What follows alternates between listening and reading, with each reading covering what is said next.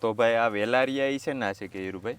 આ લસણ વેલ છે, જૈન લસણ પણ આને લોકો કહે છે. હમ. આને તમે આનું એક પાન તોડીને લ્યો, તમે ટેસ્ટ કરો શું છે, તમને ખ્યાલ આવે.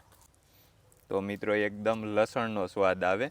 તો આપણે ઘરે કાંઈ બનાવવાનું હોય અને લસણ ન હોય તો આપણે લસણની જગ્યાએ આનો ઉપયોગ કરી શકીએ, કેમ કે એકદમ આપણને એમ લાગે કે લસણની કરી જ આપણે હાથમાં સૂંધી નાખી એવું લાગે. જો કેવું લસણ કહે લસણ કહેવાય ને, જૈન લસણ કહેવાય. આના કંદ ન થાય, આના પાન જ આપણે સીધા વાપરવાના હોય છે. નાના વેલા છે આ. બરાબર. ને આ તમે ગેટ ઉપર વાવો ઘરના તો વેલય થાય ને આમાં ફૂલય આવે છે વાદળી કલરના, એટલે તમારે શોભા આની થઈ જાય છે. એટલે બે કામ આ કરે છે.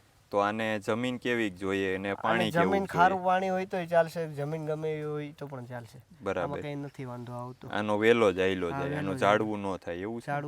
ઝાડવું ન થાય, વેલા સપોર્ટ કરવો. તો આ કેટલા ટાઈમનું હોય છે વેલો? આ બધાય છે આ વર્ષ દિવસની માથેના છે. ટૂંકમાં આનો ગ્રોથ બહુ થાય, 7-8 ફૂટના છે, પણ અમે આને પાન લેવા માટે કાપતા રહીએ છીએ.